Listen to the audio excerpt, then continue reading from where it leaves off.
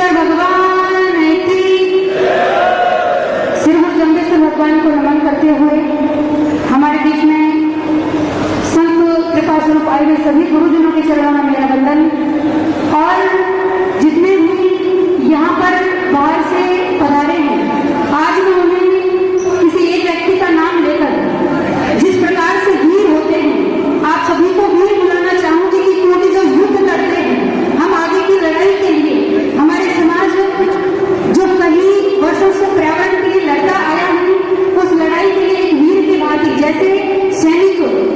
Border पर लड़ता है हमारी रक्षा के लिए, वैसे हमें पर्यावरण के लिए लड़ना है और इस युद्ध का आवाज सरकार तक अपनी आवाज पहुंचानी है। ज्यादा बात ना कहते हुए मैं आपसे कहूंगी कि जितने भी व्यक्ति यहाँ बैठे हैं, हम सबके रगों में उनका खून है जिन्होंने हंसते हंसते अपना बलिदान दे दिया। हम उनके वंशज हैं जो पेड़ों को बचाने के लिए, क्या राजा महाराजा, क्या सेना और सैनिक एक वृक्ष को बचाने के लिए अपनी जान गंवा गए, अपनी जान का निछावर कर दिया। हम उनकी औलादें हैं, ये हमें सरकार को बताना होगा। इसलिए क्या नियम बने, क्या आगे कार्रवाई हो। हम देख रहे हैं कि आए दिन कभी फलोदी में, कभी बीकानेर में, कभी जैसलमेर में पेड़ कट रहे हैं, कभी कई हिरणों का शिकार हो रहा है। उसकी रोकथाम के लिए जगह जगह पर धरने लगा रहे हैं। यहाँ किसी मनुष्य की भी जान चली जाए तो लगातार कई वर्षों तक कोर्ट में केस चलता रहता है, फाइलें यहाँ से वहाँ पटकी जाती है और कोई भी न्याय नहीं मिलता है। हम कानून बनवाए और उसका न्याय ना हो तो जहाँ भी पेड़ कटे, जहाँ भी केवल सोलर कंपनी की बात नहीं, चाहे सरकार की सड़कें बनी, आपने देखा कितनी बड़ी भारतमाला बनी है, सड़कें बनी, तो उस बीच में भी कितने सारे पेड़ आए होंगे। सरकार कहती है कि टैक्स देती है कि पेड़ लगाएंगे, जो लगे हुए पेड़ हैं उनको काट कर आप नए पेड़ लगाएंगे, वो पेड़ कितने पनपेंगे, कितने वर्षों में वो बड़े होंगे, क्या वो बड़े होंगे या वहीं पर नष्ट हो जाएंगे, इस बात की क्या गारंटी है। इसलिए कहीं पर भी, चाहे सोलर कंपनी हो, चाहे कहीं सड़क बन रही हो, चाहे कहीं कोई सरकारी हो, चाहे कहीं भी कोई प्राइवेट कार्य हो, उस कार्य के अंदर जितने भी बीच में वृक्ष आते हैं उन वृक्षों का पहले स्थानांतरण किया जाए। जैसे सड़क